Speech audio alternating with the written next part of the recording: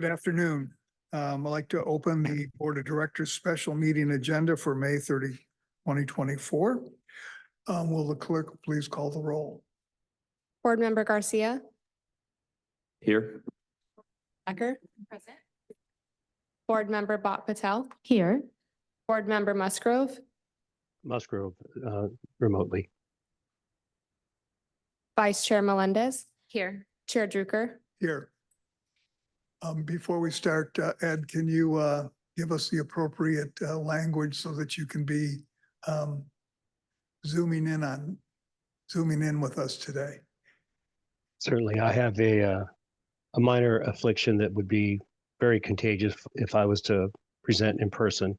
I am currently in my home office alone, no other adults in the area. Well, we appreciate you showing up today remotely and hope you feel.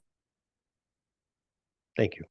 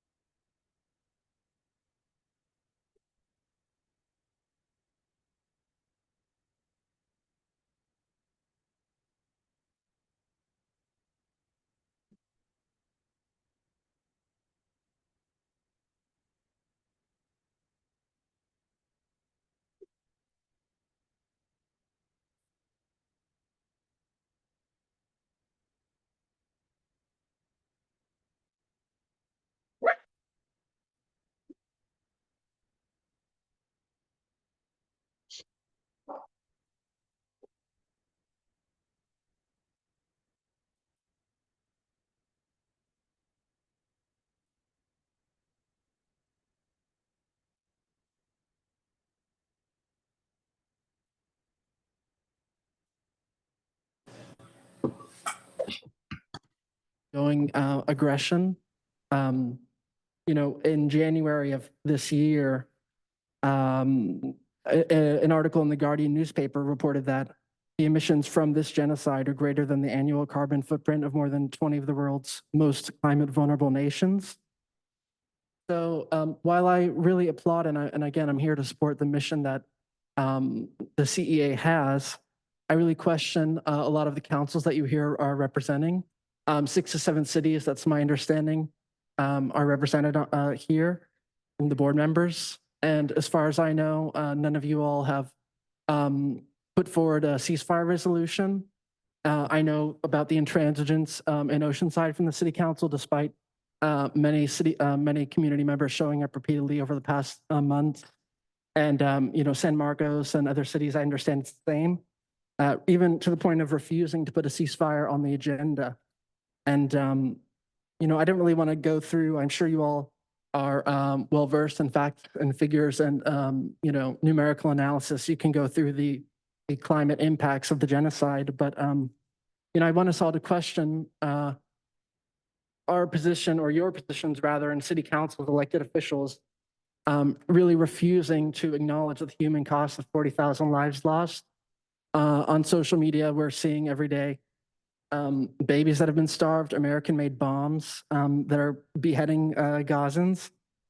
And, over half of the carbon emissions, according to that article I mentioned, have come from the U.S. flying over weapons to Gaza, to Israel, to be used in this genocide. So the kind of existential crisis we have is our elected officials not dealing with this genocide, not even putting a ceasefire resolution forward. And that's something that I urge you all to go back to your city councils to do. Think of the amount of emissions and money you're trying to save Americans and San Diegans. But, this entire problem that you all support is going unacknowledged. So we really need a ceasefire. And, I hope that that's something you all can take back to your councils and listen to the community members who've already been showing up to your Thank you. meetings. So, Ryan, so thank you your so ti- much. And Ryan, your we time- need a ceasefire now. And I know a lot of Ryan, your Thank time is you. up. Thank you very much. other Your time community is up. members. Ryan, your time is up. Yeah. We really appreciate you. I just want to say one last, No. your I'm time is here up. on behalf of other concerned San Diegans and people in the community. That's all I want. Thank you so much. Thank you very much. Okay, next we go on to the approval of minutes. There any changes to the minutes that anybody would like to make? No, I move that we approve the minutes. Is there a I'll second? second. Okay, well, clerk, please call the roll. Thank you. And I would like to note for the record that alternate board member Joyce arrived at 2:19 PM.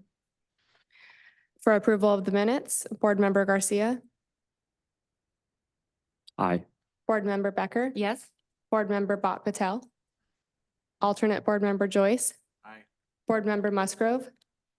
Aye. Vice Chair Melendez, Yes. Chair Druker. Yes. Okay, now we go on to the consent calendar. Kaylin, could you read the titles of the consent calendar, please? Yes, thank you. Item 1, Clean Energy Alliance Treasurer's Report for March 2024. Item 2, consideration of resolution number 2024-005, setting time and place for Clean Energy Alliance Board meetings, July 2024 through June 2025. Item 3, consideration of amendment number 2 to task order number 1 under the professional services agreement with the Energy Authority. Item 4, ratification of San Diego Gas and Electric's modified cost allocation method resource adequacy allocation. Are there any items that any of the board members would like to remove?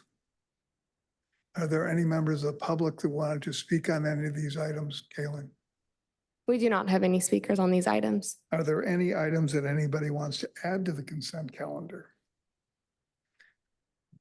Is there a motion to approve the consent calendar? I move to approve the consent calendar. I'll scribble second. Very good. Kaylin, will you please call the roll? Board member Garcia. Board member Becker. Yes. Board member Bot Patel. Aye.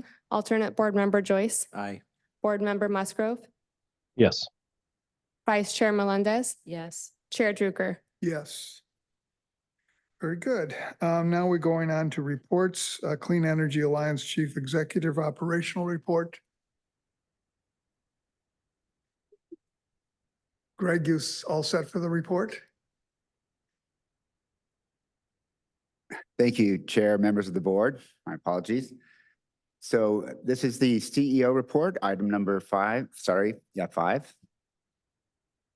We're going to be covering today, again, which we have in the last several meetings, the outreach efforts, presence at community events for the cities of Vista and Oceanside, go over some enrollment statistics of those cities, give an update on the Solar Plus program that we recently launched, and also provide an update on a long-term power purchase agreement with for a geothermal project in southern Utah. So this is looking familiar. These are the events that staff have attended since the last board meeting in late April. Dr. Bronner, who has become one of our first Green Impact champions, had a Earth Day extravaganza.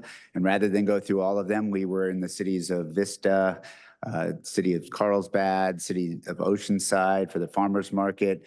We attended the Graze at the Fields event in the city of Carlsbad, which is a really neat event. I'd encourage people to try to go to that in the future. We had a town hall with Councilmember O'Donnell in Vista, another Vista Farmers Market, and several other attended events. I personally was asked to speak with the other two other CEOs of Orange County Clean Power and San Diego Community Power at an event, the California Efficiency and Demand Management Council. So that was a well-attended and good event. And there you see several other events that we attended, wrapping up with the Vista Strawberry Festival last weekend. We had quite a bit of interaction at all of these events, engagement with the community, most of it positive. I'd say an overwhelming majority of it positive, and was good to get out into those communities. And I want to thank the staff and as well as many of members of our Community Advisory Committee who attended those events, and want to thank them as well. This shows the statistics for Oceanside and Vista as of the end of April. There you see the total number of eligible customers at just about 98,500, just north of that. We had 117 opt-downs to our 50% renewable product, and 281 accounts total opting up to 100%. I want to thank and congratulate the City of Vista for being the lion's share of those accounts to opt up. And the number of opt-outs, you see the total there, 2,953 for a participation rate for those two cities of 97%. This shows you our disbursement of our 3 power supply products, the 50% renewable. You see the total enrollment as of April, May, and then the net change. And of course, we're through the end of this month as the grace period ends in June. We expect to see total enrollment nearing 250,000 and 94,913 account change. So that's the total that came from Vista and Oceanside combined. An update on our Solar Plus program, keeping in mind that we have yet to roll out the full marketing pitch on this program, rolling the program out in a soft opening, if you will, to work with applicants and potential applicants to see how the system works. The portal works online, and happy to say we have 8 enrolled contracts at this point. You can see the disbursement there, 2 in Carlsbad, 4 in San Marcos, 2 in Escondido. 8 rejections, and primarily those rejections have to do with the roof material being suitable, or rather unsuitable, for the accommodation of a PV system. 7 customers initiated it, and these applications, and 1 was initiated by Tesla. We have been in communications with Participate Energy as recently as this morning about the program to fully launch into a marketing campaign for all 7 member cities, and we're excited about getting some more folks enrolled in this program. So I want to thank our staff, particularly Rob Howard and Caitlin McGee, for getting this out there, and our entire staff has been engaged with Participate Energy on this. We do have some expansion opportunities now with the cities of Oceanside and Vista now enrolled. I did mention already that we have specific outreach that we're working on, and Tesla is providing some additional support for consultation and sales. That will be part of our outreach and marketing as we move forward to get more folks enrolled in this program. We I believe in September of 2022, we entered an agreement, a long-term power purchase agreement, 15 years with it for a geothermal project in Beaver County, Utah. That's southwestern Utah. This meets our PUC mandated midterm reliability requirement for resource adequacy. The power purchase agreement, Section 2, requires a quarterly update be provided to us. So we recently had that update. The report indicates there have been no major hurdles. They're moving forward with all their environmental, engineering, and technical work. The project is under construction, and there, as I mentioned, have been no major hurdles. So the contract COD, commercial operation date, is June 1st, 2026, and they remain on target for that date to begin delivering energy. And per the PPA, there's an average of about 31,200 megawatt hours per year that would come to the CEA for service to our customers. And this is a valuable source of renewable energy in as much as it's not weather dependent. It's not to solar, and we're looking to branch out into more non-solar renewable energy resources such as wind and geothermal. That concludes the summary of the CEO report, and I'm happy to answer any questions. Questions for Greg? A quick thank you, Greg, for everything that you've been doing, especially the outreach. I'm looking at my calendar, seeing all the dates that are listed. That's awesome to have that amount of engagement in the community. It's like multiple times a week you guys are out in the community, and that's really, really good. And I think that that's making a difference. Could we go back to the slide with the opt-outs? I just wanted to highlight that. So seeing the opt-downs, the opt-ups, the opt-outs, I'm really proud of Vista and our opt-up rate. I don't know how this compares to some of the other cities as they've onboarded. This is no slam to Oceanside at all.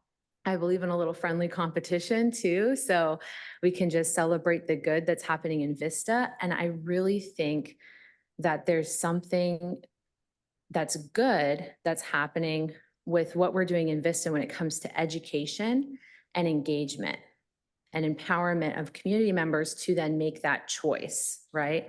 And opt up, because Vista is not an especially wealthy community, right? We know that not everybody wants to pay more for 100% renewable energy, but people are in Vista, right? And even just a small increase like that really makes a difference for us in our overall climate goals. So I just want to highlight the empowered community members in Vista who opted up and made that choice to go 100% renewable. I think that's awesome for our organization, also for those residents that did that. So I just want to highlight them. Thank you. Any other questions, comments? I have one, Chair. Go ahead.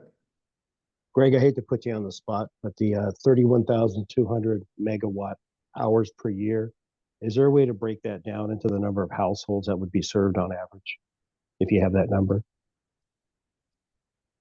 Wow, I really don't. I'm thinking that I was recently reading about a project of wind, and I'd have to get back to you on that and give you a number. I could get it before the end of this meeting. Okay, thank you. Thank you. Greg, great presentation, especially like the fact that you've already had a meeting in June 16th of 2024 already. So good job on that. But really appreciate all the work that you, the staff, are doing to get the word out. So with that, we'll go on to item 7, which is the fiscal year 2024-2025 budget discussion. Oh, I'm sorry, the regulatory update. Sorry, Tim. Want me talking about the budget? No, I don't think so. Appreciate it. Member Musgrove's a quick back of the envelope. I think it's over 5,000 households if you assume 500 kilowatt hours of consumption per month. Is about average in California. Thanks, Okay, Tim. so thank you. But that's lawyer math, so, you know, give it the value it's due. Chair Drucker, Vice Chair Melendez, members, thank you very much for the opportunity to come present. My name is Tim Lindell. I'm a partner at the law. We're going to touch on 5 cases today. We're going to go a little more in depth on the ERA, the Energy Resource Recovery Account case, a little more in depth on what we're calling the Diablo Canyon forecast case, and then we'll just have some quick updates on resource adequacy, that's capacity, income graduated fixed charge that Jake Schlesinger updated you on last meeting, and then the RPS of the renewable portfolios. The SDG&E ERA forecast case is an important case that happens every single year. It sets the power charge and difference adjustment, the PCIA rates that your customers are going to pay for the following. So this is a case setting rates for 2025. It also sets the generation rate that SDG&E's bundled customers will pay. It was filed on May 15th. And as of right now, the forecast for 2025 shows PCIA rates going down for the 2022 and 2023 vintages. Those are 2 important vintages for CEA. it shows PCIA rates going up for 2017 and 2020 vintages. Those are also two important vintages for CEA. And even for the ones where the PCIA is going down, we're seeing, at least in terms of the forecast right now, SDG&E's bundled customer rate will go down by more. So that is, if you hold CEA's current rates right where they are, the bundled SDG&E rate will be going down more than CEA's. On average, if you look across from vintage 2009 to 2024, that change is about 1.7 cents per kilowatt. Now, but recall, this is a weird case from when we have talked about it in the past. It's filed in May, and when they file it, they're really only updating one of three ingredients that go into the PCIA rates, and that is the market value and the market cost of energy. So that gets updated when they file this in May. What they don't update is the market value and the market price of capacity or of the renewable attribute, the RPS part. Those benchmarks, as they're called, don't get updated until what's called the October update, until we get closer towards the end of the year. So only one of the three ingredients has really been updated in terms of PCI rates, et cetera. So the point of that is that we can anticipate that the rates I just gave you are going to change pretty significantly between now and the end of the year. One of the reasons is that the value of RA in the market is very high, and it's only going up. In the last year, between 2023 and 2024, it went from $7.50 per kilowatt month to $15 per kilowatt, so more than doubled, or a little bit more than doubled within a year. We think that trend is going to continue. SDG&E agrees. And in fact, they put forward a proposal that I call the heads I win, tails you lose, where what they want to do, what they might do, is follow in the steps of PG&E, which is also making this proposal in its ERA forecast case. They want to cap the benchmark for RA. So the benchmark for RA in October would be set higher than the current benchmark. They would say, we're not going to put that into PCI rates this year. We're going to keep PCI rates steady. If the RA benchmark is less than last year's benchmark, then they would put that into PCI rate. So if holding all other things equal, PCI rates will go up. SDG&E is okay with it and how RA is calculated. If PCI rates will go down, SDG&E says, no, we can't do that. Everything's broken and we need to fix it before we put that in rates. So I think you can get from my tone what I personally think of that proposal. We're working with CEA, the other San Diego Community Power on what our position is going to be. Our protest is due in this case on June 17th. Next. Absolutely. Back to the slide before, are you showing PCIA vintage rates just as an example of California? Because in SDG&E territory, the first vintage rate would be 2017. Yeah, that's right. You're The way the template works within it's a common template across all three utility service territories. So actually the first vintage we see usually is called legacy UOG, legacy utility owned generation. That's from before 2009. And then the first departed load vintages we started to see were in 2000. So it's 2009 going on at 4, but for there is direct access in SDG&E service territory for 2017, for example. okay. So they report all of the vintages within the templates that are shown. But again, let's say your PCIA 2017, it doesn't have anything to do with anybody else's except for SDG&E territory, right? Because SDG&E is sitting and saying, oh, we bought all this energy for you and you now have to pay for it. Yeah, So I just want to get, okay. exactly. So vintage 2017 would be just within SDG&E's service territory in this case. That's Very good. Thank you. Let me piggyback off the PCIA conversation. Mhm. So the PCIA, you said that overall it's going to be going down. Is that correct? So the way this works is there's different vintages get different rates. Yes. So the PCIA is going down for 2022 and 2023 vintages. It's going up for all the other vintages that are relevant to see. Is that in every city? Or does it differ by city? Well, I mean, 2023, for example, would be the folks that just left in Vista and Oceanside. It depends on when the city left service territory. And it's a weird rule. If you leave before July 1st, then you are pushed backward in terms of your vintage. So they left in 2024 on a calendar year, but they're considered 2023 vintage because they left before July 1st of this Can you year. give me the details of Escondido just, wow, because I know that, it's different per city. I don't have Escondido off the top of my head. If we No, knew when okay. the residents, oh, sorry. I'm not sure what the question is. No, Escondido and San Marcos are 2022. Okay. Vista and Oceanside are 2023. Carlsbad and Del Mar are 2020, and Solana Beach is 2017. okay. Thank you. Thank you. This is very complex. So if there are more questions on this, I'm happy to answer. Okay, Diablo Canyon forecast case. This is very similar to the ERA forecast case, except it only deals with one very large, massive generator, 2,200 megawatt nuclear power plant up in San Luis Obispo. So this case will set the non-bypassable charges. Nothing too controversial there for you all.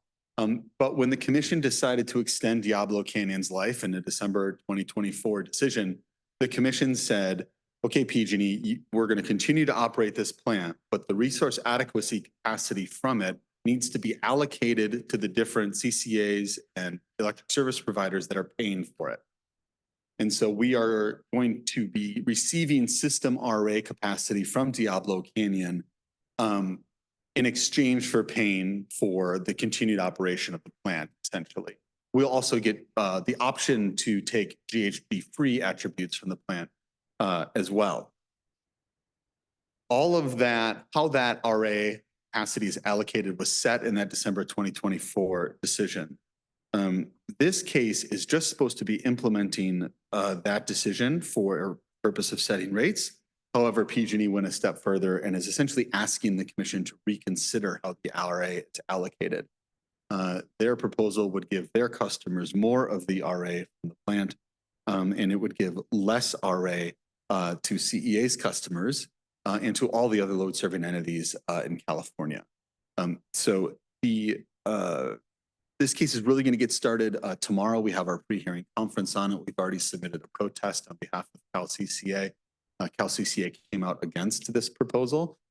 We have some interesting allies in this case as well. SDG&E agrees with us. So does Southern California Medicine.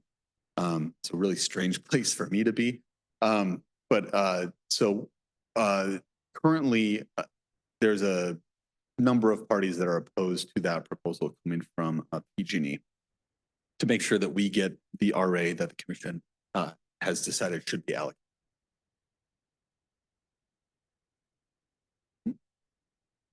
Okay, and then just a few quick updates.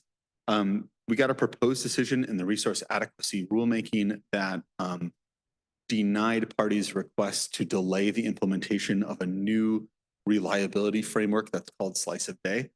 Parties asked that that be pushed out from January 1st, 2025. The commission has said no, it wants to see that implemented on January 1st, 2020.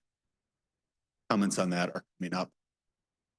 Will be due June 16th. The fixed charge docket that Jake updated you all on last meeting, that proposed decision was voted out. So customers in your service territory will start to pay a $24 per month fixed charge beginning in October to December of next year. So October to December of 2025. The bill to maybe revisit that, AB 1999, now dead legislature. The PCIA was excluded from that fixed charge, which is good news.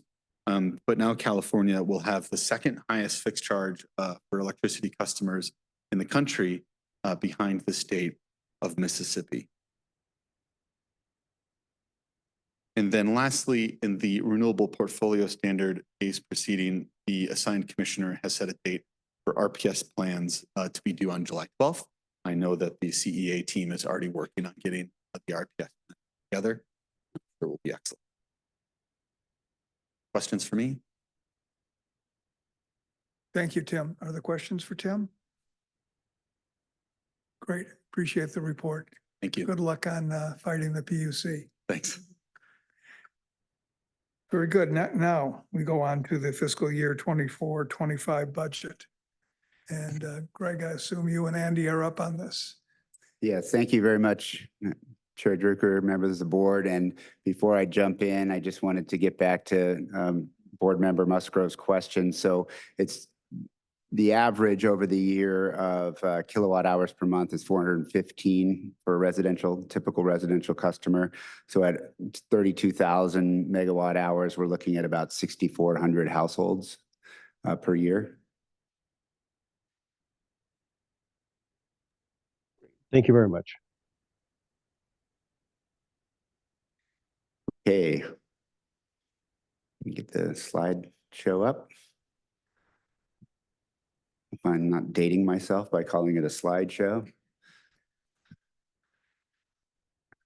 Okay, so first of all, I do want to acknowledge that our CFO, Andy Stern, is here, and I also wanted to acknowledge and thank Barb Boswell for her help on the budget and the analysis that I'm about to show you, the board. This is a presentation of the fiscal 2024, 2025 budget. It's a preliminary look as of today, and it's also an analysis of rate setting options for the board to consider. We'll be coming back to you next month at the June board meeting to have a public hearing about that, as well as adopting the final budget. So I'll just jump right into this presentation, give you a high-level overview of the preliminary budget, and then a more deeper dive into the analyses that we did for potential rate consideration for the board. As you may recall from last month, we reported to you at that time that our change in net position was about just over $900,000. As you see there circled in red, that has decreased to $420, roughly $3,000. Projected to be $17.1 million short of the proposed budget at $17.5 million change in net position. As we've expressed, that was primarily due to a load forecast for the expanding cities of Escondido and San Marcos that we received that was quite aggressive, let's put it that way, and overshot the mark in terms of what our actual load demand was. And then we had a very mild summer, so there was not as the expected use of energy. So sort of got it from both sides, overshot the mark on the load forecast and then didn't use as much energy. So that resulted, as you can see up in the right-hand corner of this table, a $29.2 million shortfall in revenue. Combined, however, with a $12.5 million decrease in expenditures, that was not enough or sufficient to offset that decrease in revenue. So that's resulting in this current projected net position through the end of June of this year. Greg, before you go back, are there questions on this slide? It's quite complex and want to make sure everybody understands where we're going on this. Everybody?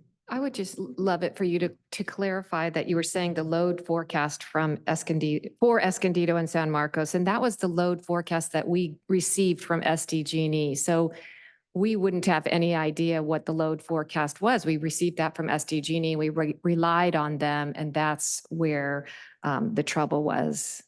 Yes, that's part of the equation, most certainly. And then the other part was having a mild summer. Exactly. On the other side, so we didn't sell as much electricity or energy as we expected to. Right. Very good. Thanks. The other thing to pay attention here in our expenditures on total cost of energy, you see a budget there of $200 million. Just keep that in mind when we get into the next proposed budget. So the key assumptions that we looked at in formulating the next fiscal year's budget was to budget on a monthly basis. We do that as a matter of practice. We inform our budget with our load forecasts, our price curves, and that gets immediately fed into our ongoing budget. And we assess that on a monthly basis, and then of course ask you on an annual basis to adopt the budget. Channel side, the Poseidon or desalination plant will be coming on board. We'll be serving that load beginning in January of next year. Please keep in mind that that's separately accounted for in terms of an agreement with the Water Authority. So that is budgeted for. And per that agreement, there's also a budgeted allocation for overhead, administration, and legal services. The program's budget, which this year was $0, is proposed to have a $600,000 budget for this next fiscal year. That's a very modest sort of approach to financing some of our programs. And then in the out years, looking at being a little bit more aggressive with those programmatic allocations, as you see there on the screen. Staffing and administration, there's no plan yet to increase staffing in the next fiscal year. However, the budget does include an allocation in each year of a 25% increase. That's a placeholder for budget and staffing as needed. But as I mentioned, there's no plan to add to staff just yet. And any increase in staffing, of course, would be subject to board approval. So this shows our 5-year outlook if rates remain the way they are today. And I would like to remind the board that we have not adjusted our rates since January of 2023. We're closing in on a year and a half of having the same rates, both summer and winter.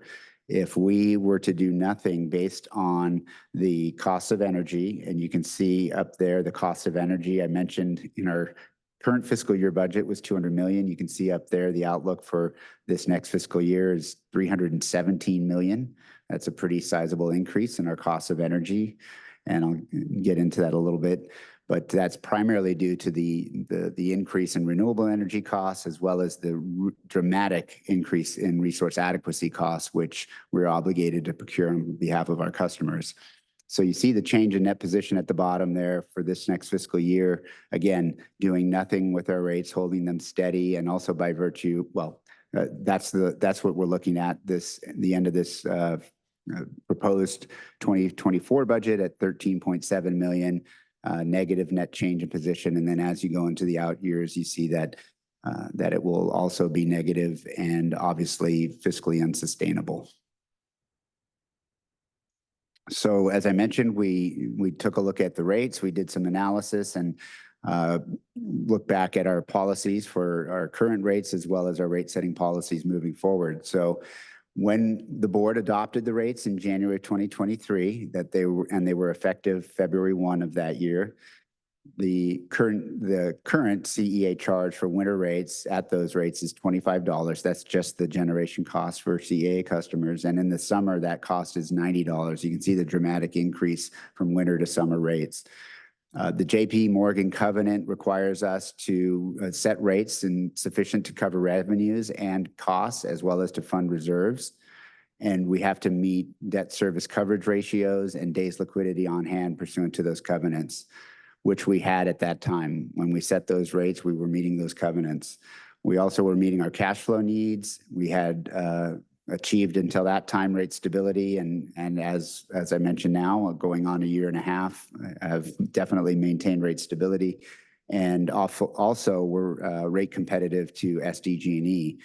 As a matter of course, at the end of this month, which is the last month of the winter rates, we continue to save costs for our customers, with the exception of the vintage 2022 year, which is in the cities of Escondido and San Marcos. On a monthly annual basis, we save rates as compared to save money as compared to SDG&E for the average residential customer. This chart shows that comparison.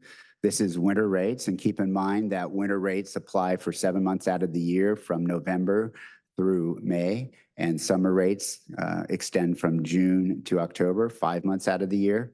You can see the comparison to the current SDG&E rates, and as I'm sure you know, SDG&E did dramatically lower its generation rates as well as its delivery rates beginning of this year. And by the way, up until that point, even the cities of Escondido and San Marcos were enjoying a rate benefit until January of this year. You can see the comparison there across the bottom line. And one thing I would like to note, you can see in this, the SDG PCIA going across to the 2022 vintage, you can see that $7.97, which is an outlier, if you will, for the other vintages. Oops.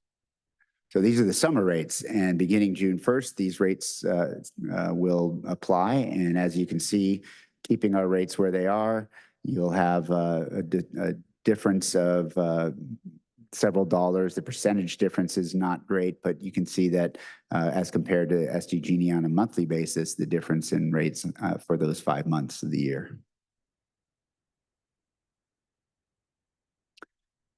Looking at these two together and looking at them as a percentage on a monthly basis, you can see again in the winter rates, if we hold firm on our rates, there's still a rate benefit enjoyed by most of our customers.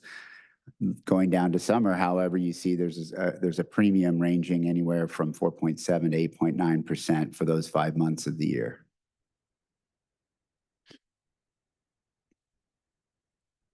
And this is averaged over the entire year, blending both the summer and winter rates together. That shows the average difference in percentage cost as well as dollar cost as I mentioned, an annual basis. So on an annual basis, the total annual average difference is ranges from 0.5% to up to 5%. The monthly difference for as we compare to our current rates.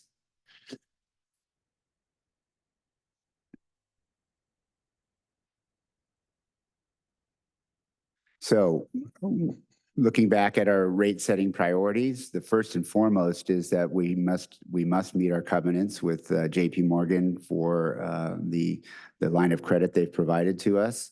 We have to set rates sufficient to cover our costs and fund reserves. We have to meet our debt service coverage and days liquidity on hand covenants. We are required to address our cash flow needs, provide funds to meet our climate action plan goals. As you may recall, we're looking for a 2035 100% renewable target, maintain rate stability, meet the board set financial reserve policy of 5%, and maintain financial stability, and in the out years, hopefully be credit worthy so we can have better credit ratings and better credit deals with our counterparties when we're out in the energy market, getting those positive and more beneficial credit terms is something that we're already seeing a challenge with in some of our counterparties. And then, of course, remain rate competitive with the IOU SDG&E. So the options we looked at, and you'll see in the next few slides here, there's 3 options that we looked at. 10% rate increase, this is just on the generation side, effective July 1st of this year, and then another one July 1st of next year. That would result in a total bill increase of 6% annualized. Option 2, a 20% rate increase on November 1st when winter rates kick in for those 7 months. That would be an annualized increase of 5.7%. And option 3, which is looking at a different rate increase, a slightly higher rate increase in the winter where the rates are already much lower versus a lower rate increase in the summer where rates go up a little bit higher, which smooths out that rate impact across the year for customers. And as you can see, has a lower overall bill increase on an annualized basis of 5.4%. All 3 of these options meet the JP Morgan covenants and our rate setting priorities.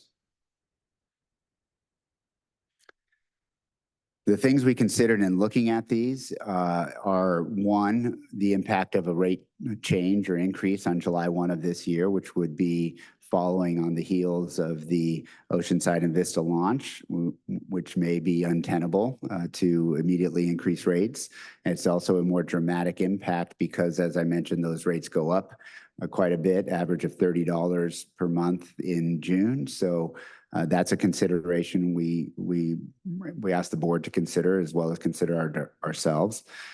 The summer rates change to winter rates on November 1st, and that results in a $30 average bill decrease. So that softens the impact of any increase. And so implementing rate changes on November 1st would be a benefit to our ratepayers.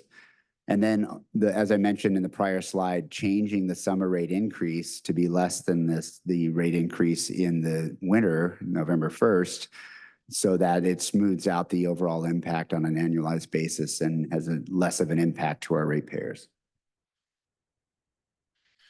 This shows that in a chart, those three options, the annualized average monthly bill for options 1, 2, and 3. And as I mentioned, the bottom option where you have a slightly higher increase in the winter, slightly lower in the summer, yields the lower impact overall to energy costs. This shows those options in a bar chart. And you can see on the left side is the winter rates, the right side are summer. The bluish color is the 10% each of the next 2 years on July 1st. The green is the 20% this November, which rolls through the entire year. And then the orange is the higher rate increase in November 1st and a lower rate increase in the summer. And you can see while there's a slightly higher impact in the winter, the impact in the summer is quite a bit less. This shows the impact by vintage. And again, the area that you see in the 2022 vintage there, Escondido and San Marcos, that higher end of those bars is the PCIA effectively. So as Tim Lindell just mentioned, the good news, if there is any on this, is that in the era forecast, PCIA for that vintage is projected at this point to go down. And also it's expected to go down and proposed, although I just looked at this today, proposed to be negative for the 2023 vintage. The cities of Carlsbad and Del Mar have enjoyed rate savings over the last several years by virtue of a negative PCIA. And at least now, and there's a lot that can happen between now and January 1 on this era forecast, the PCIA is expected to go down for 2 of our vintages, 2022 Escondido, San Marcos, and 2023 Oceanside and Vista. So that would provide some rate relief in itself for the customers in those cities. Looking at the options and the change in net position impact, you can see that here. The biggest change I think I would draw your attention to is option 3. The end of this fiscal year is quite a bit higher by virtue of higher than the other option increase in November. That option would set rates for both the winter and summer effective November 1st. And as you can see, the out years are relatively similar, give or take a few $1 million here and there. Don't say that in my own budgeting, I'll still tell you that, but you can see those numbers for the out years. And this shows the cash flow analysis, and option 1, which is really hard to see if you're in the audience here in the gray, by virtue of an immediate increase in the summer, you can see that in summer impact right off the bat. Option 2 in the blue, you can see drops down, and where we historically have had a challenge with cash flow is in following the spring months in February, April, May, June is where we hit the tight spot. You can see that in the blue, it drops below. And then the orange color is the option 3. And you can see in the June timeframe of next fiscal year, we'd still be in a positive cash flow, at least with today's estimates. The note there shows the paying down of our line of credit. We expect to pay that down in September of each year, including this September, paying down that line of credit, using it to be in the market and buy energy, and then paying it down in September of 2025 again. Keep in mind that our agreement with JP Morgan expires in January of 2026.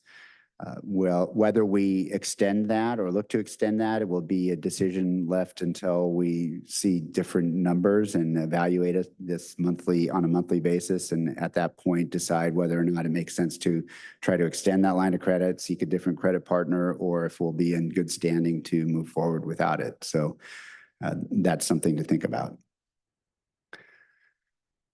So of course, we're looking for direction and input from the board on this, the budget, as well as the rate options, and we'll be scheduling a hearing for June 27th and consideration of the adoption of the final budget.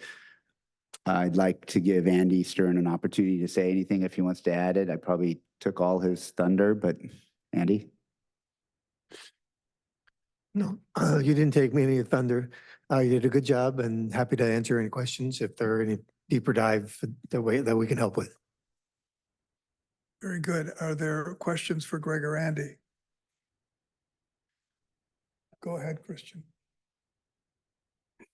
All right, thank you. I know I was looking over this and did you, maybe I just missed it. Did we look at the cash on hand slide? Was there a slide that talks about cash on hand on here? Yeah, that was the bar chart, Okay. the second to last slide. I mean, Okay, Can I- what, have we looked at, what, and the standard is 51 days, and what is it that we have right now? the standard's 50 days right now. Well, we're projected to be at, I believe, 31 days at the end of days. June. Okay, and that doesn't affect our ability to get credit or anything like that, or it doesn't affect our, go ahead. The covenants, right now I have to look at the number, but we have roughly 15 to 18 million dollars drawn down on our $40 million credit line. Our obligation with JP Morgan obligates us to report on a quarterly basis the meeting of those two basic criteria. We aren't at June. At March quarter, we met we met the criteria we need to meet. There are two criteria, but we have to meet one, and if we don't meet that, then the other one applies. But if we meet the first one, then the second one doesn't apply. Sure. We met the first one at March. At June, we're still not at June yet, so we don't really know. We don't even have April financials yet. Our projections for the quarter are that we will be close, but there's so much unknown, particularly when we grew the customer base by 40% just last month, and we haven't yet seen the effects of those revenues and customers and how quickly they pay and where our cash balance will be and what the impacts will be. So when we get to that June quarter, and we're in contact with JP Morgan. I apologize for the lengthy thing, but I believe, if it's too much context, let me know. We're in contact with them on a regular basis. We will meet with them and discuss where we are and then the results in a couple of months when we're done with June. Last year, we didn't meet the covenants. And we had a conversation with them and showed them where we were and where we were going and what our projections were for July, August, September, when we expect to pay down. And when we have this discussion, we'll have the same discussion with them again. If we don't, and they provided a waiver of the covenants for us to continue operating and continue to use the credit line. They're not in the business of wanting to, cut off the credit line. They're in the business of trying to support us. And I think what we'll show them is that we have detailed projections on a month by month, and even I monitor cash daily. And we'll show they've seen our daily cash projections before, and I think they'll be comfortable if we don't meet the covenant. At this point, I can't tell you that we won't, but it'll be close. Okay, thank you. Priya? Yes, thank you. Thanks for the presentation. I have a couple of questions. When was our reserve policy adopted? That was adopted with the JPA agreement Okay, so that was a while ago then. early on, yes. Okay. And I guess I'm just curious only because and maybe not now, but it's just, I'd love to maybe revisit it just because 5% to me seems kind of low in terms of having that be what our policy is. And then, let me see here. Are we, and I'm assuming we are actually meeting the 5% threshold for having that in our reserves. Go ahead, Andy. Sure. We have been meeting it, although Okay. it's not really clear how it's supposed to be or is calculated. I, having been in this business for a while, I can tell you that the real objective for a company like ours is to get a credit rating, an investment grade credit rating, and the investment grade credit rating would require or something in excess of 90 days of cash on hand. And at my last company, we had a policy of 180 days minimum days cash on hand. As Greg mentioned earlier, the benefit of a credit rating would open up more counterparties for us to negotiate with and to have available to us. Some of them just wouldn't contract with us because we're small and don't have a lot of cash. And the terms that we're right now subject to are quite onerous in some counterparties. And so we have to walk away from some deals because and therefore we limit the available deals to us and therefore probably end up paying more in the end without it. So if the board at some point was considering a change to reserve policy, I'd probably focus on how much, what the amount of cash is held in reserve. The energy markets are very volatile and we have an obligation to provide, stable energy to our customers, and that's dependent on having a sufficient cash reserves beyond what many government type entities would have, because we're an energy company rather than a governmental entity. I do think we should come back at some point and revisit the reserve policy. However, at this point, our cash reserves are not very high, and until we have this rate change proposal, if everything plays out like we have, and we built in a good deal of conservatism over the 5-year period, this board's only adopting a 1-year budget, but we wanted to provide 5 years so you get a good view of a long-term view of where we think we'll be. If everything plays out the way we have or where we projected, then we should be in a better position to adopt and meet a normal is not the right word, a structure that would enable us to achieve an investment grade credit rating like most CCAs are seeking if they haven't already gotten it or have it. Okay, great. Yeah, I appreciate that feedback. And I think, yes, maybe in the future, it would be interesting and maybe prudent of us to at least get an update on that. And it sounds like I appreciated understanding a little bit more as to why we're at where we're at. And then the last. But can I jump in and just say that I agree. I think that's really important. And I want to just emphasize my support for that. Oh, sure. Thanks. The other piece that I just wanted to ask about was out of the 3 options, just to clarify, it sounds like the third option was the one that helped to spread out the burden on the ratepayers and has the least overall impact. That would be a way to put it, yes. I was just trying to break it down, Yes, especially that's a good because way to put it. when folks are watching, I just wanted to make sure. So I think those are all my questions. Thank you. Other questions for Greg or Andy? Go ahead, Eric. If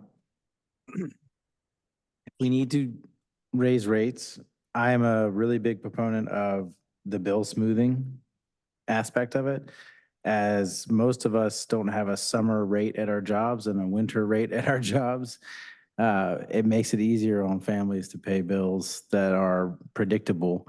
And even though there's a lot of information out there about why the bills are different in different months, information is a difficult thing to get to people. So did we look at any other more dramatically bill smoothing ideas, like a higher winter and a lower summer rate? If we can do any of that work while we're doing the rate changes right now, I think people are really going to feel it less if they have a stabilized change from the summer to winter rate versus seeing it go up and then seeing it go up again in summer even more. I think perception wise, that may be something we want to consider. Yeah, and I can't say that we did look at some other options. What we found is that the more you sort of, we landed on some that tended to put us in about the same economic condition on a 5-year outlook. What we found is that if we tried to tweak even just a little bit, then things would go a little bit south. We didn't look at, I hear what you're saying, is if you could try to, in that bar chart, for example, where it's, you try to make those two increases level out, it gets a little bit, I mean, we could look at any number of things, but every time we tried that, the answer, and I asked Andy to run a number of scenarios, came back as not as beneficial to meet all our rate setting priorities. So we did look at a number of things that we haven't shown you here. I can't say we specifically looked at exactly how you described that. No, and then today, are you asking for us to give you a generalized support for one of the three? Or are you asking, what are you asking for? I think it would be helpful to have a direction to do that because we have to set a rate. We have to have a rate setting hearing in June. And so we need to know how to notice it, and we need to know the specifics of how to notice it for what specific rate. Also, Greg, to your question, I think what we're looking for today is some direction to what kind of a budget to bring. And that budget includes revenue projections as well as expense projections. So if this board has input about the rate adjustments, that would inform us about what kind of revenue projection and then if you have input about changes you'd like to see us make in the expense budget, although the expense budget is 3% of the overall expenses because the energy is 97% of the expenses. So there's not a lot of things we can do. But if you had input on the expense side, we'd like that input too, so we could bring back a budget that could be adopted at the next meeting.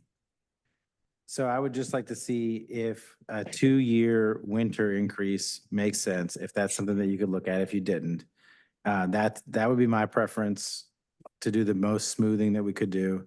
And then if you could just make sure the clouds clear off early in the day for the next couple of months, that'd be great. Can we go back to the bar chart? Because Eric, I really like what you're saying, and it totally makes sense. We did something similar to our water rates. I think this one right here. And so just to make sure I understand what you're proposing is a higher increase in the winter and lower in the summer so that it smooths. So that's okay. Yeah, but I'm sorry, Greg and Andy, you were saying that you've already looked into keeping it, consistent throughout the winter and summer rates, and it just wasn't panning out. The numbers were not. We can look at options and bring up basically a couple of potential budgets to the meeting and say, here's option 1 budget and here's option 2 budget, and say which one do you adopt.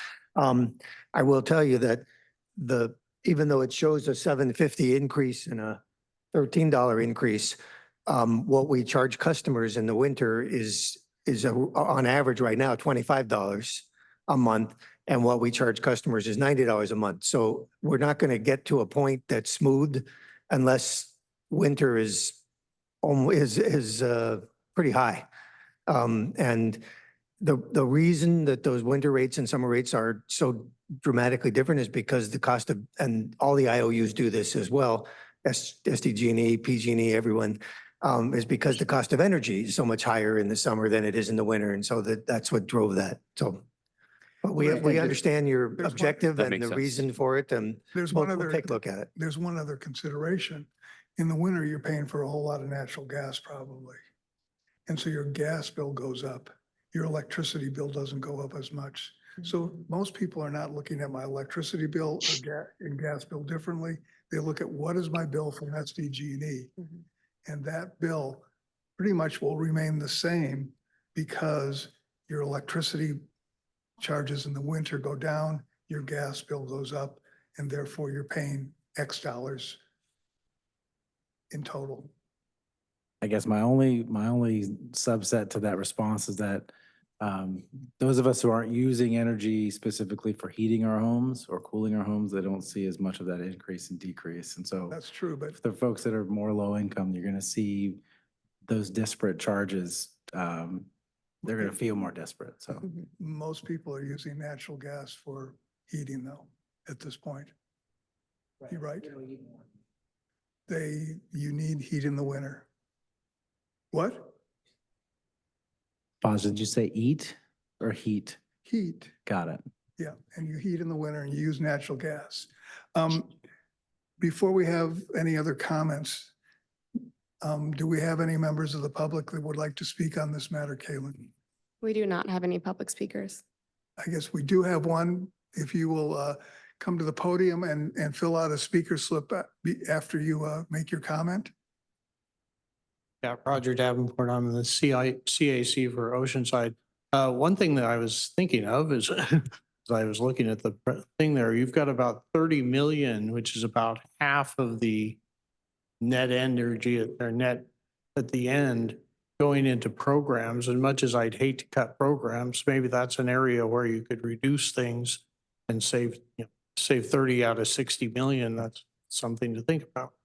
Okay. The other thing is I'm curious why the prices go up in summer, because solar produces twice as much in summer, 50% more in summer. Seems like that would make it go down. But I know that's not. Thank you. So the answer to part of your question is renewable energy rates are going up dramatically. And has nothing, you're right, has nothing to do with the winter or summer, but just all renewable rates are way up. And I think it's somewhere you may have a chart on that or had a chart on that someplace. We don't have that with this presentation. And then, of course, the issue with the summer and solar is that, you know, peak demand is from 4 to 9 p.m. And as we know, the classic up curve, especially in the summer, that the peak demand is when the sun goes down. And so we end up with a lot of solar, what's known as solar curtailment, which means that solar is not being used. And so that's why battery storage is becoming such an important aspect of the solar component of our portfolio. The one thing I would say about this is if we want to have a rate hearing next month, if I'm hearing correctly, if it's the board's direction to come back with some different scenario of a different smoothing, I agree with Andy that to try to smooth out and increase the winter to bring the summer down, you're going to get some pretty high winter rates. But logistically, we would like to notice next month's hearing as a rate setting hearing. And so we'd have to figure out how to do that in the context of having another option in front of you at that meeting. So there's always the chance that we could come back at a later date with a rate hearing, but we'd like to try to accomplish this all with the budget, because the budget relies upon whatever the rates are. So. Christy, do you have any comment?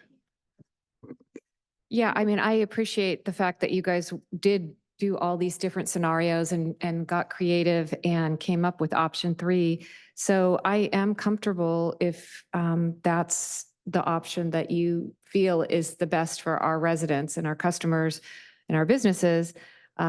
So I guess I just wouldn't, I'm comfortable moving forward today with that option. I had one other question, and I guess what I feel is that we are on the right path with battery storage and different types of things that are going to bring renewable energy down. Right now, we are all the CCAs in California, unfortunately, are competing for the same renewable energy. And we know all these businesses and companies are working diligently to bring more renewable energy, and that's going to bring the cost way down. So I think we're in a growing period right now, and I think there is hope for the future. So I'm comfortable today with going forward with option 3. Thank you. I agree with you, Eric. I think that rate smoothing is important. And I also understand that we have opportunities where this might not be really the 5-year outcome, right? We might be identifying how we can accomplish rate stabilization over the next 5 years, but it could very well be, depending on our, the context of energy throughout the region and the competition of CCEs throughout California. If we do have more energy options available locally, I do believe that it would reduce the costs. And while the models in front of us are helpful, right, in identifying what could our projected rates look like, I also want us to maybe take a look at our programs, not necessarily to, remove programs that are effective, potentially to reduce any type of waste, but also so that we can optimize programs that can help us to accomplish more local procurement of energy, more battery storage. And we have a number of member cities here who I think there can be a greater exchange of regional resources so that we can expedite the process of providing local energy. We're paying a large amount, not only in the actual energy, but also in transmission costs for the customers, right? Customers are continuing to pay for high transmission costs. So I really want to see those costs go down for the ratepayers. And I would like to see us be more motivated and expedite some of the programs, because our city didn't necessarily anticipate this. And I know each vintage is kind of feeling different hurt right now. So what can we do, right, as member cities, and also working collaboratively within the CEA organization to bring about more of those cost saving programs? I really would like to see that happen for us. But if we can focus on rate stabilization and smoothing it out for families as much as we can, I think that that's important. I think, some families are going to feel the burden greater than other families, and I really am empathetic to that. But what would the noticing process look like? Could you help me understand the policy for noticing, and what type of options based on our feedback today that you would be able to bring back while also staying compliant with noticing requirements? Thank you for that question, Vice Chair. At this point, the government code section requires that the rate setting is to be noticed no earlier than 10 days after the first publication of the joint notice. So it would be I'm sorry,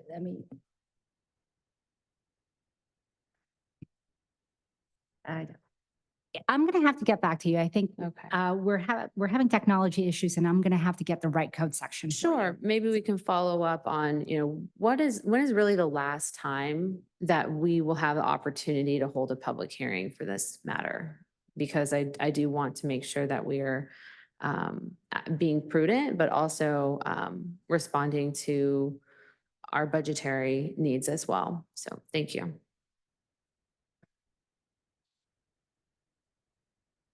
Sorry, Ed, do you have any comments? Thank you. No, I appreciate that, Chair. Okay, so Priya, any comments? I think one of the complexities that we have right now is meeting our obligation on the covenant, and being able to show that we are, well, if we don't meet the covenant for this quarter, we need to be able to show JP Morgan that we have adopted a budget that is going to resolve all these issues into the future.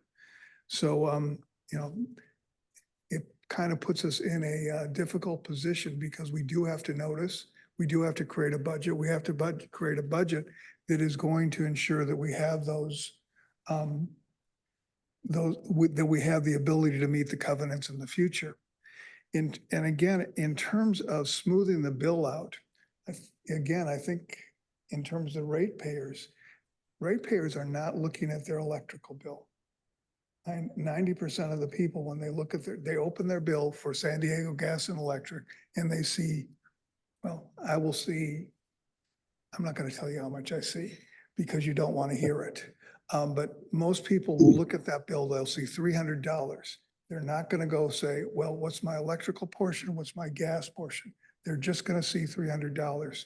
And that's why our winter rates are different than the summer rates. In the summer, you're just not using as much natural gas as you are in the winter.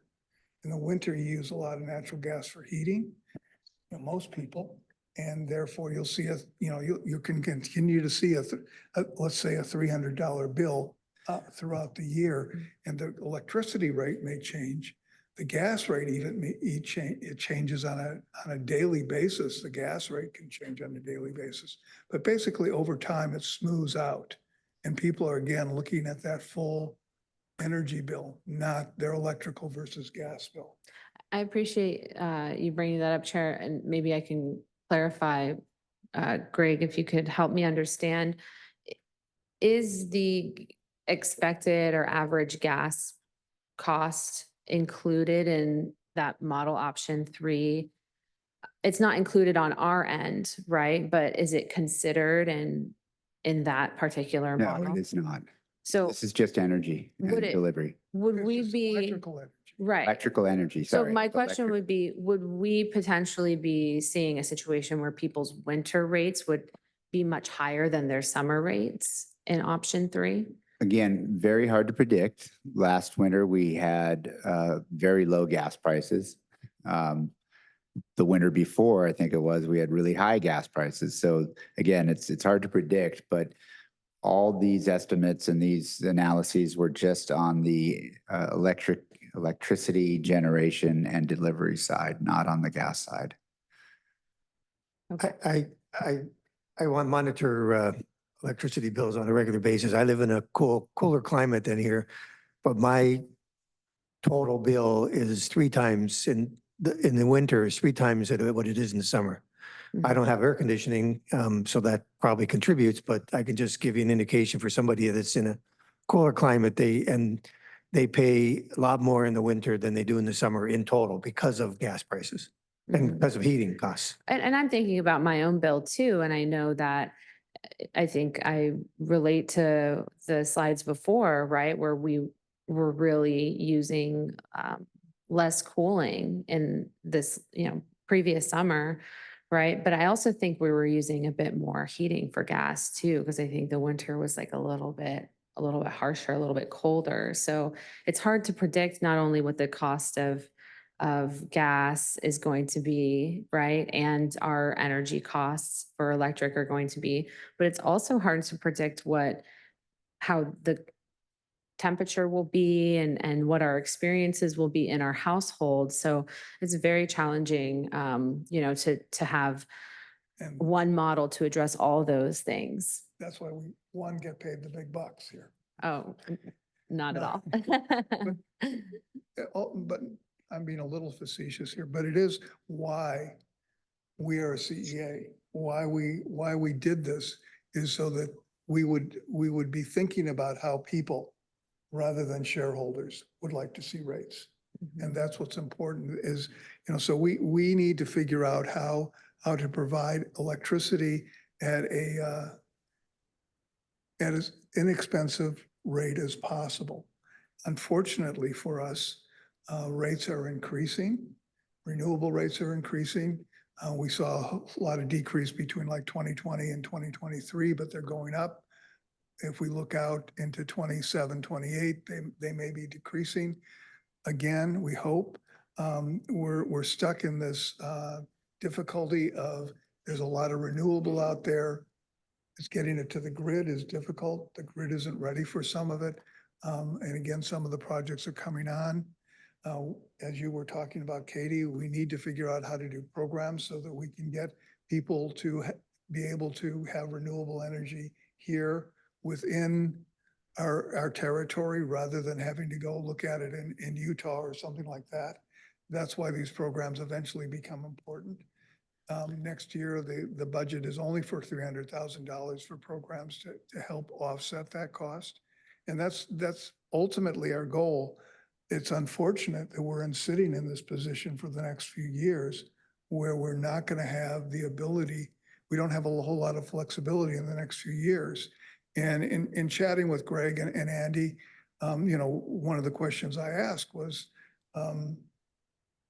well, what does this look like for every other CCA or CCE in the California? And most of them are all going through the same problem. I mean, this is not just us because we're a startup. It is because the renewable energy world is going through all sorts of changes. And we are at the forefront of that. And, sometime when you're at the forefront, you take the bullets. But I see Ed's got his hand up. So Ed, please. Yeah, I think you offered a very pragmatic summation on that, Chair. And I interpreted this particular item as certainly we want to offer the best balance to our ratepayers because that is one of our focus. But this is primarily to identify how we can remain not necessarily solvent, but in good standing with our creditor. And so the 1, 2, 3 options were just methodology to get us there so that we can flip this around and show some liquidity, that we have a sustainable budget process, and that we are forecasting down the road. And if I'm reading that incorrectly, please somebody share that with me. That's absolutely correct on that account. Yes, that is a good way to put it as well. One thing that is an option as well is, given the timing on this and we are where we are, we could, if there's a preferred option by the board at this point, we could move forward that, provide direction to do so, and continue to analyze the smoothing scenarios. And there's nothing preventing, although rate stability is something we champion, and it's been 1.5 years, there's nothing preventing us coming back to the board should one of those other scenarios look like a better option for our ratepayers. This one in particular at a 5.4% annualized increase is it affects a lot of folks differently, but it's that smoothed option that looking at all these other options seem to make the most sense in terms of impact ratepayers. So that's an option too, if the board wants to take that route. Yeah, I think that you took the words right out of my mouth. I think that might be a good option and move forward with option 3 while still exploring different options with a similar structure. I would propose that. So. I'll second that motion. Okay. Okay. Eric, you have some comment on that? Just a question. To meet the obligations that we need to with JP Morgan, you would want us to adopt both at the same time, I assume? Yeah. Okay. Well, yeah. That's all I have. What the motion on the floor kind of says is use these for the current budget. Greg and Andy come back, look at another option. And because we have until until October or so, or our meeting in September to actually adopt rates. We would have to finalize those rates if they're going to be adopted November 1, right? Actually, the rates would be set and adopted at the meeting in June and effective November 1st. But if somehow you came back, because that's the motion on the floor, and you figured out a way to smooth out the rates between summer and winter so that they're all the same rate, and that worked budgetary wise, we could change those rates, though, right? I would say you have that discretion, yes. I'm looking at our legal counsel, Johanna. You could, part of the challenge is that for any rate setting, there's going to be notice requirements that requires us to notice it twice within 10 days. And in anticipation of next month's meeting, we're already preparing that. Right. So if the board is contemplating moving forward with a different formula after setting another one, then the timing of that is depending on when we can make the notice. So again, I think there's an agreement, there's a motion on the floor, but I think there's an agreement that we should go forth and create this budget based upon option 3. Correct? Yeah, there will be no doubt some adjustments made here and there. We can certainly look at that smoothing over as we move forward, but we have to have something that very definitively shows to JP Morgan that we do have a plan in place that will get us to where we need to be. That's my thought. And then if for some reason you come up with a different way to give the rate increase and smooth the winter and summer rates out that provides all that we need, we may adopt those rates come August or September. Okay? So with that, I will call the question. So Kaylin, will you call the roll, please? Board Member Garcia, Yes. Board Member Becker, Yes. Board Member Bot Patel, Aye. Alternate Board Member Joyce, Aye. Board Member Musgrove, Yes. Vice Chair Melendez, Yes. Chair Druker. Yes. Okay. Is there any other comments anybody wants to make about the budget at this point? This is one of our most important things that we do. So is there any other comments? Okay. Our next well, first, are there any board member requests for future agenda items? Okay, our next meeting will be June 27th here at Oceanside City Hall at 2 o'clock. We are adjourned. Thank you, everyone. Thank you.